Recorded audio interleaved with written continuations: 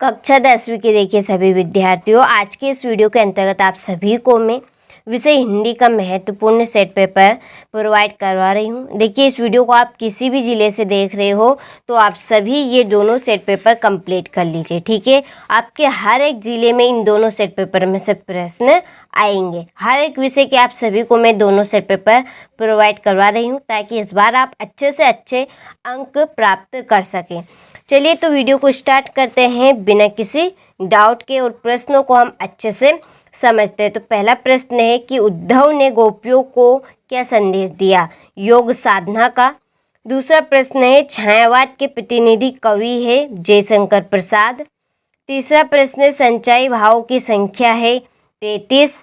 चौथा प्रश्न है यदि गद्य कवियों की कसौटी है, यह कथन है आचार्य का।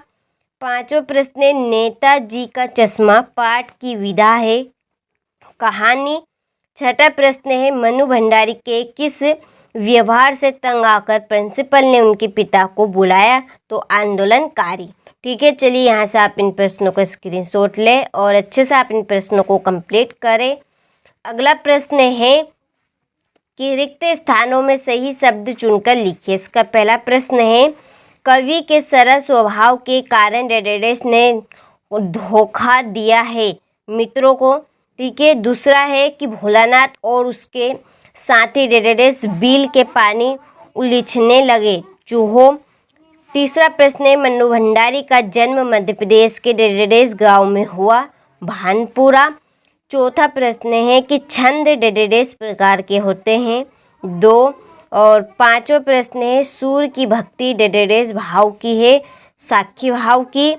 और छठा प्रश्न है कि बाल गोविंद भक्त के डेडेडेस के ही गीतों को गाते और उन्हीं के आदर्शों पर चलते थे तो कबीर। ठीक है, तो ये हमारे रिक्त स्थान थे जो कि मैंने टिक मार के लगा दिए ताकि आप सभी का ज़्यादा समय बर्बाद ना हो। चलिए तो स्क्रीनशॉट ले लीजिए और अच्छे से आप इनको स्क्रीनशॉट के माध्यम से कंप्लीट कर लीजिए। इसके बाद में अगला प्रश्न सही जोड़ी मिलाइए। चलिए जोड़ी के यहाँ पे मैं नंबर डाल दी है। तो देखिए पहली जोड़ी है कामयानी की जोड़ी है महाकाव्य। सूर के पद की जोड़ी है सूरदास। उत्साह की जोड़ी है निराला। निराला की जोड़ी रहेगी अट नहीं रही है राम लक्ष्मण पर परशुराम संवाद। इसकी जोड़ी है तुलसीदास। और इसके बाद में है आत्मकथ्य। आत्मकथ्य की जोड़ी रहेगी जयशंकर प्रसाद। ठीक है, चलिए यहाँ से आप जोड़ी का स्क्रीनशॉट लो और अच्छे से कंप्लीट करें। अगला प्रश्न है क्वेश्चन नंबर 4 सत्य असत्य का चयन कीजिए। तो पहला प्रश्न देखिए आत्मकथा कविता पहली बार हंस पत्रिका में प्रकाशित हुई सत्य। बाल गोविंद भक्त के गीतों में प्रभु मिलन का भाव होता था सत्य। तीसरा जॉर्ज पंचम की नाक पाठ में सरकारी तंत्र पर व्यंग किया गया है सत्य। चौथा रामचरितमानस एक खंड काव्य है असत्य। और एकांकी में 4 अंक होते हैं तो इसका आंसर आपका असत्य रहेगा।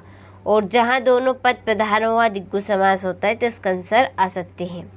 चलिए तो आप यहाँ से अच्छे से स्क्रीनशॉट ले लीजिए और अच्छे से आप इनको कंप्लीट कर लीजिए।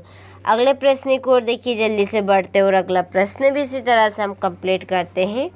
तो देखिए यहाँ पर है सूरदास भक्ति काल के किस शाखा के कवि है? तो इसका आंसर आपका रहेगा कृष्ण भक्ति शाखा।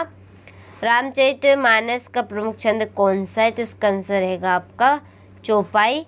और आधुनिक हिंदी गद्य की विकास किस युग से प्रारंभ हो? तो इसका आंसर रहेगा भारतेंदु युग। आत्मकथ्य कविता में कवि ने मधुप का प्रयोग किसके लिए किया है? तो इसका आंसर रहेगा स्वयं के लिए। सहस्त्रबाहु कौन था? तो इसका आंसर आप कंप्लीट कर लीजिएगा। चलिए तो आप यहाँ से स्क्रीनशॉट ले लें, अच्छे से कंप्लीट कर ले। इसके बाद में हमारा क्वेश्चन नंबर 6 रीतिकाल का समय कब से कब तक माना गया? तुलसीदास जी की 2 काव्यगत विशेषता लिखिए। उद्धव के व्यवहार की तुलना किन किन से की गई है? ठीक है, कवि आत्मकथा लिखने से क्यों बचना चाहता है? महाकाव्य और खंडकाव्य में कोई 2 अंतर लिखिए। ठीक है, अति संयुक्त अलंकार की परिभाषा उदाहरण सहित लिखिए। नाटक किसे कहते हैं? स्वयं प्रकाश की 2 रचनाओं के नाम लिखिए। चलिए बाकी के प्रश्नों को आप यहाँ से जल्दी से स्क्रीनशॉट ले ले और आप अच्छे से इन प्रश्नों को कंप्लीट कर ले। इसके बाद में हमारा है क्वेश्चन नंबर 17, बच्चे माता पिता के प्रति अपने प्रेम को कैसे अभिव्यक्ति करते हैं। ठीक है। इसके बाद में क्वेश्चन नंबर 18 और क्वेश्चन नंबर 19 में है आपकी एक व्याख्या। इसको आपको संदर्भ और प्रसंग लिखना है और इसका आपको भावार्थ लिखना है। ठीक है, अपने शब्दों में। और क्वेश्चन नंबर 20 में भी व्याख्या दी गई, इसका भी आपको प्रसंग और इसका संदर्भ लिखना है। क्वेश्चन नंबर 21 में अपठित गद्यांश और इसके बाद में इसका ये है अथवा। ठीक है, इसके नीचे इसके प्रश्न दिए गए हैं। इसके बाद में रहेगा हमारा क्वेश्चन नंबर 22 और ये है क्वेश्चन नंबर 23। ठीक है, चलिए तो आप सभी ने सभी प्रश्नों का अच्छे से स्क्रीनशॉट ले लिया होगा। तो देखिए जितनी जल्दी हो सके उतनी जल्दी आप सभी इन प्रश्नों को कंप्लीट करें।